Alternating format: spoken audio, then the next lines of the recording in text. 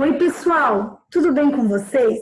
A prof espera que com vocês esteja tudo bem. Hoje, a prof veio aqui para nós gravarmos a nossa quinta videoaula. Olha como o tempo passa rapidinho. Nós vamos começar a fazer uma revisão da apostila volume 2. Isso mesmo. Fizemos a revisão da apostila do volume 1, primeira unidade, segunda unidade, terceira unidade, quarta unidade. Agora, vamos começar a fazer a revisão da apostila do volume 2. É a apostila do segundo bimestre, certo? A unidade dessa apostila é a unidade 5, tá? E essa unidade vai falar sobre a Grécia, vai continuar falando sobre o mundo grego. Nós já falamos do mundo grego na apostila de volume número 1, na nossa quarta unidade. Quem é que lembra? Quem assistiu a videoaula da prof da quarta unidade, lembra que nós falamos do mundo grego, porque a Grécia era muito maior do que o território que nós conhecemos hoje. Então, hoje, na nossa videoaula, vamos falar sobre a unidade 5, certo? Do volume 02 da apostila do segundo bimestre, que também fala sobre o mundo grego, sobre a Grécia da antiguidade. Vamos lá? Para isso, a prof vai compartilhar a tela da prof com vocês, que vai falar sobre... O prof está abrindo aqui. Olha a nossa unidade, olha aqui, ó. Vamos lá, ó. Vamos para a nossa abertura da unidade. Olha aqui, ó. Grécia Antiga, cultura e sociedade. É sobre isso que nós vamos falar, olha só. Nossa unidade 5, Grécia Antiga. Então, gente, ainda vamos falar sobre os gregos, da sua cultura e da sua sociedade. Como é que era essa organização? Olha, esse mapinha aqui da página 3 da apostila vai mostrar bem a colonização grega. Lembrem-se que a prof já explicou para vocês que o mundo grego era muito maior do que quando a gente olha no mapa hoje. Se a gente pegar o globo, a prof está com o globo aqui pertinho, né, prof? Ó.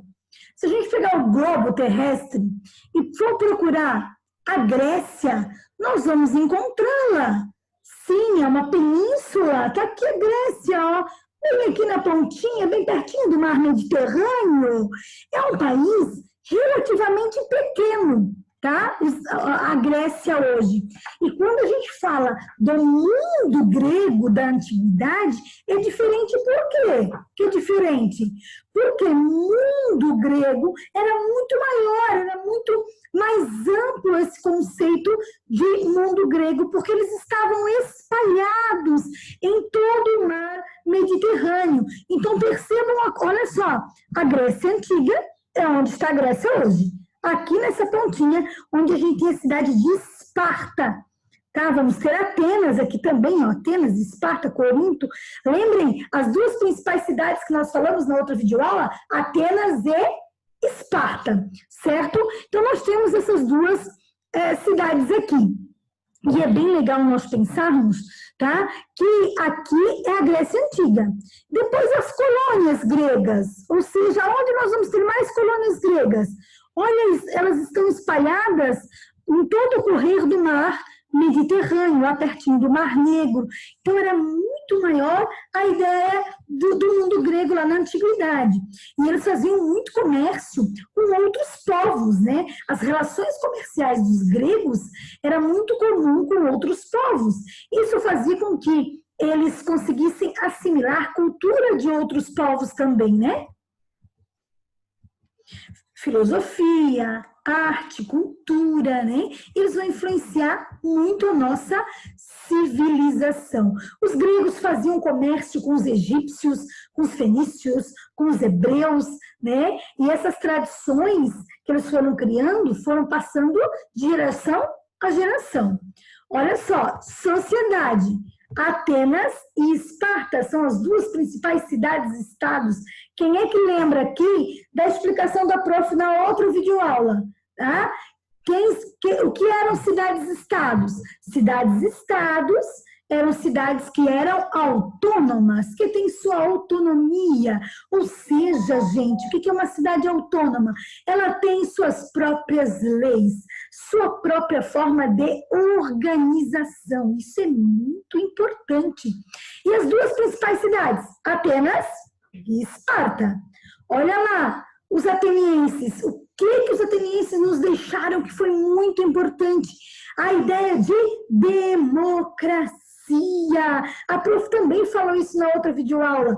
Democracia é uma palavra grega que significa o governo do povo e o governo para o povo.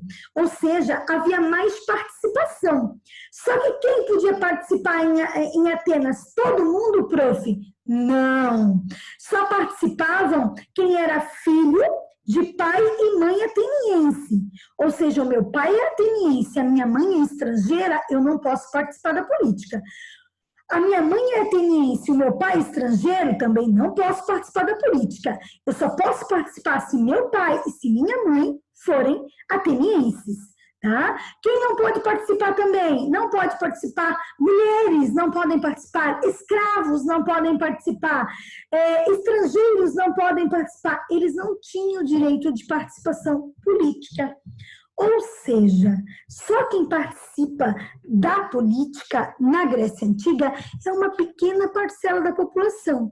Tá? Eles têm direitos, ou seja, homens maiores de 18 anos, filhos de pais e mães atenienses, escravos, estrangeiros, mulheres, não tinham direito a participar da política. Né? E a democracia na Grécia, ela é uma democracia direta, ela não é representativa. Prof, qual é a diferença? Democracia representativa porque nós vamos votar nos representantes. Esse ano nós temos eleições em todos os municípios do nosso país. E como é que funcionam as eleições? A cada 4 anos nós temos os candidatos, as pessoas que propõem, colocam seu nome, são filiadas a um partido político e colocam seu nome à disposição e aí as pessoas vão votar. Tanto nos candidatos a prefeito, que é o poder executivo, quanto nos candidatos a vereador, que é o poder legislativo. Isso é uma democracia representativa. Por quê? Porque o prefeito e os vereadores, eles vão nos representar. Na democracia direta, essas pessoas que podiam participar da democracia, eles mesmos participavam, davam sua opinião, escreviam projetos de lei, o que eles queriam que mudasse. Então, uma democracia direta, uma participação direta. A nossa é uma democracia representativa, porque nós votamos de 4 em 4 anos nos representantes de cada partido político, ou nas pessoas que a gente acredita que vão fazer algumas mudanças, né? As mulheres, em Atenas, tá, gente? As mulheres ficavam mais reclusas, elas ficavam mais em casa, né, com a vida doméstica, costurando, se dedicando aos filhos, né, e à casa. Então, em Atenas, as mulheres não tinham uma participação na sociedade efetiva. Toda a vida que elas sempre saíam, geralmente acompanhadas ou pelo marido, ou pelos filhos, né, ou pelos pais. Certo? Já em Esparta, olha só, os espartanos são os que dão a herança são os guerreiros, né? É um povo muito guerreiro. E os espartanos viviam a chamada diarquia. Olha só, gente, monarquia, eu tenho um rei. Diarquia, eu tenho 2 reis, certo? Então, diarquia era um regime de 2 reis, certo? Lá em Esparta era diferente de Atenas. Em Esparta a gente não tem a ideia como tem em Atenas de democracia, certo? Apesar que em Atenas nem todo mundo participava do regime democrático, mas quem podia participar tinha participação direta. Em Esparta isso não acontecia. Era a diarquia, eram os 2 reis que comandavam tudo. E a principal atividade dos espartanos era a guerra, certo, gente? A principal atividade dos atenienses, qual era? A principal atividade dos atenienses era a filosofia, o conhecimento. E a principal atividade dos espartanos era a guerra, certo, gente? Então, assim como em Atenas, em Esparta, nós também vamos ter muitos escravos, que são os ilotas, tá? Os ilotas significam aprisionados, né? Que são, em Atenas também vai ter escravos, em Esparta também, tá? As crianças, desde pequena, em Esparta, já são preparadas para a guerra, certo? Para lutar na guerra, para defender os espartanos. Muito bem. Agora, história, religião e mitologia grega. O primeiro historiador que se tem notícia na história, o pai dos historiadores, o pai da história, também é da Grécia. Chama-se Heródoto. Olha o nome dele, gente. Então, Heródoto é conhecido como o pai da história. Foi a primeira pessoa que começou a narrar, que começou a escrever sobre a história. Um historiador é um grande escritor. Um historiador é um grande narrador, ele vai narrar, ele vai contar a história. E o Heródoto é o pai da história, ele é um grego, certo? E ele que começa a falar sobre as vivências, a narrar, a contar as histórias dos gregos, suas vitórias, sua mitologia, seus conflitos, né? Falar de Atenas, falar de Esparta, falar do conhecimento. Quem é que lembra os 3 principais filósofos da Grécia lá de Atenas? Nós falamos na outra videoaula. Sócrates, Aristóteles e Platão. São os 3 principais filósofos atenienses, lá do mundo grego, né? A religião dos gregos nós chamamos de politeísta. Olha só, politeísta, polissílaba. Lembra de português? Várias sílabas. Politeístas, vários deuses. Poli vem de muitos, mais de 4. Então, a religião dos gregos era politeísta. Eles acreditavam em vários deuses. E eles tinham os principais deuses. Esses principais deuses viviam no Monte Olimpo. Para quem gosta de filme, pode assistir o Percy Jackson, que é muito legal, que vai falar sobre a mitologia grega. Então, lá no Monte Olimpo viviam os principais deuses. O principal dele era Zeus, o rei do trovão, o rei, o deus dos deuses, certo, gente? Então, Zeus é o principal desses deuses, né? Depois nós temos Poseidon, o deus dos mares, né? Ares, o deus da guerra. Hades, o deus do submundo, né? Atena, a deusa da sabedoria. Hera, a deusa das mulheres, né? Afrodite, a deusa da beleza. Apolo, o deus da luz. Hermes, o deus mensageiro que leva as suas mensagens, né? Ártemis, a deusa da caça. Dionísio, o deus do vinho, né? Ou seja, inúmeros deuses nós temos na filosofia e na mitologia grega. E é bem legal, porque os deuses gregos, eles são humanos, certo? Os deuses, só que eles são imortais. A diferença deles para os humanos é que eles são imortais. Mas os deuses gregos sentem raiva, sentem inveja, certo?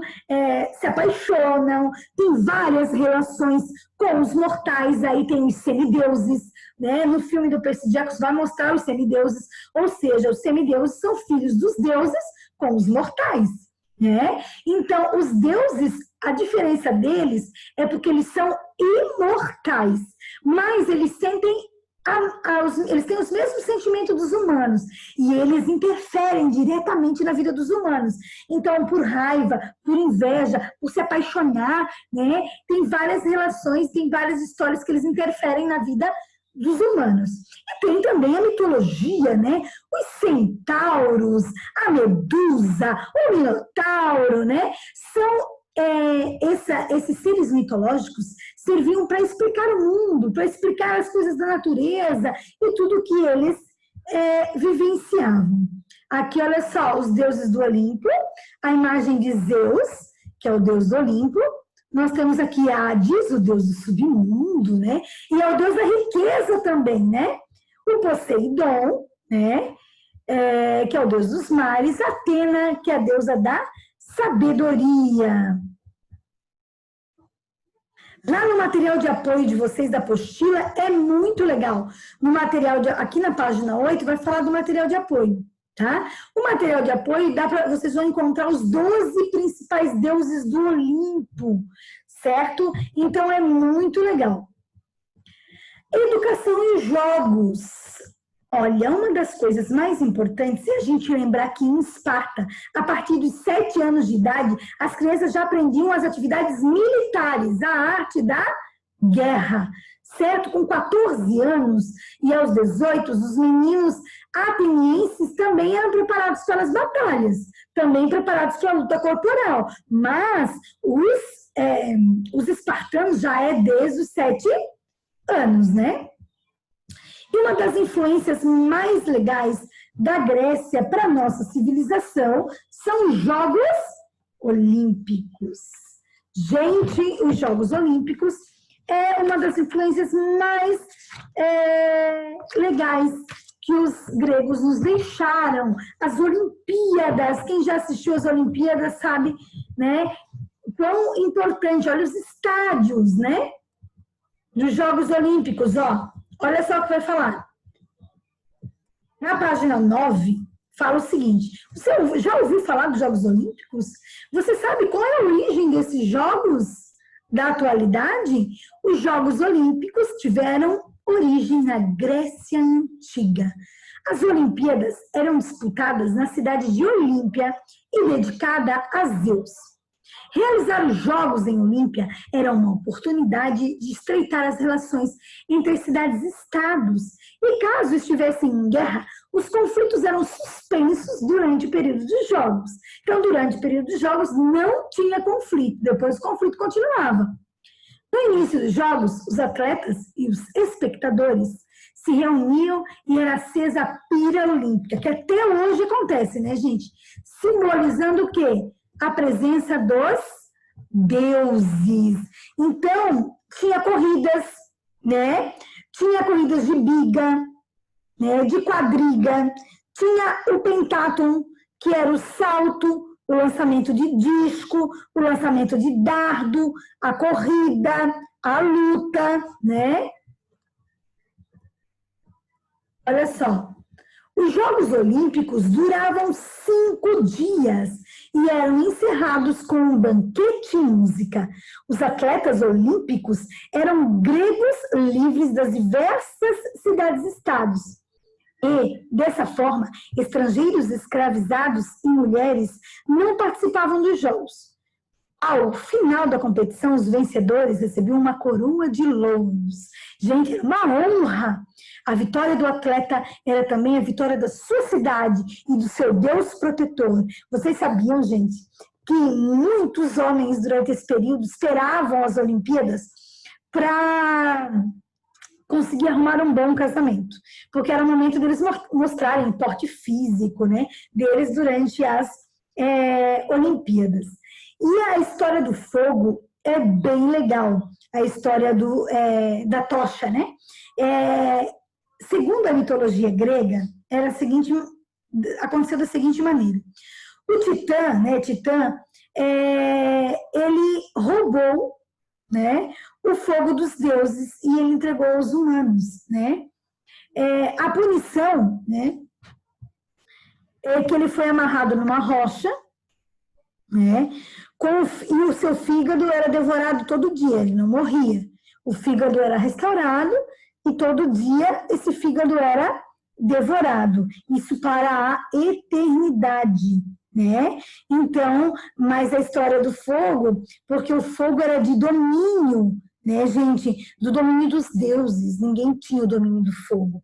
E aí o titã Prometeu, que é o nome desse titã, foi ele que roubou o fogo e deu para os humanos. Isso causou uma ira muito grande dos deuses, né? Porque o fogo só pertencia aos deuses. Ó, filosofia, ciência e arte. Então, para eles, para os gregos, o teatro é muito importante. Eles construíam verdadeiras arenas. Aqui é um teatro, a mesma estrutura que a gente usa hoje. A estrutura circense, a estrutura de grandes espetáculos, né? Ou de grandes construções de teatro, continua a mesma. Está vendo aqui de forma circular, né? Que vai ficando cada vez mais elevado, os espetáculos acontecem ali embaixo, aqui para melhor visibilidade de quem está assistindo. Então, os gregos valorizavam muito, né? E faziam muitas construções dedicadas à arte do teatro. Então, para os gregos, tinham duas modalidades de teatro, né? A comédia e a tragédia. Então, eles tinham duas áreas, tragédia e comédia, certo? Só quem participava dos espetáculos de teatro eram homens. Então, para terem mulheres, eles usavam máscaras, né? Mas as mulheres não participavam desses espetáculos, somente homens. Olha as máscaras aparecendo aqui, ó. Já aparecem as máscaras aqui, ó, do teatro grego, tá? Porque as mulheres não tinham esse direito, elas não podiam participar. As esculturas eram muito comuns também, de mármore, de bronze, de madeira. Gente, olha o corpo. Sabe a ideia de corpo de tanquinho hoje, né? Do corpo perfeito, ideal, malhado, né? Com a barriga ali marcadinha, ela não é atual. Os gregos já valorizavam muito, certo? Muito mesmo. A questão não só do esporte, mas do porte físico, da importância do porte físico, né, do corpo saudável, né, e aí também das atividades físicas para manter esse corpo saudável. Então, as obras de arte e as esculturas, elas representam um homem perfeito, como se não houvesse imperfeição, né? Um corpo perfeito, né? Sabemos que as pessoas são diferentes, que os biotipos das pessoas são diferentes, e o que é mais importante não é o corpo perfeito, ideal, mas sim a saúde, né? As atividades físicas, elas são importantes, muito importantes, para que nós tenhamos saúde, mais qualidade de vida, né? Não para atingir o corpo perfeito, né? Mas sim para termos saúde. Então, as obras de arte e as esculturas gregas, elas representam a forma física, a beleza do corpo, né? Não havia ideia de imperfeição, é tudo muito perfeito para os gregos. Filosofia e ciência. Lembra que a prof falou para vocês que há um avanço muito grande da filosofia, da ciência, da matemática? Então, nós vamos ter o Hipócrates, que é um grande matemático, que é o pai da medicina, certo? Nós vamos ter, eu disse para vocês, os três principais filósofos, né? Sócrates, Platão e Aristóteles, tá? Platão era discípulo de Sócrates e Aristóteles era discípulo de Platão. Olha aqui a imagem. Da esquerda para a direita aparecem os bustos. Platão e Sócrates, né? Aristóteles, Platão e Sócrates. Três filósofos da Grécia Antiga, que são os três filósofos que a prof já conversou com vocês, que são muito importantes. Gente, a prof espera que vocês tenham entendido toda essa videoaula e a importância dos gregos para a nossa civilização. Nós falamos que a nossa civilização é conhecida como civilização greca-romana. Olha aí, gente, civilização greca-romana. Ou seja, porque nós temos influência dos gregos e dos romanos. A nossa língua, a base da nossa língua é o latim, dos romanos. Mas, quando falamos de filosofia, ainda falamos dos três principais filósofos que eram gregos, Sócrates, Aristóteles, Platão. Falando, os Jogos Olímpicos, gente, os Jogos Olímpicos são importantíssimos, ou seja, são um dos jogos onde reúne-se mais tipos de esportes diferentes, né? E é importantíssimo valorizando os aspectos culturais, né? E os esportes, né? Todos juntos, a representação das delegações, né? Da história dos países e de todos os esportes, né? Essa importância surge lá na Grécia Antiga. Democracia, cidadania, também são palavras que usamos hoje e que aprendemos com os gregos, né? Então, nossa civilização deve muito, e aprendemos muito com a civilização grega, nos seus aspectos culturais e da sua sociedade. A prof espera que vocês tenham aprendido, né, o nosso conteúdo, certo? E a gente vai se ver na nossa próxima videoaula semana que vem. Um beijinho no coração de vocês.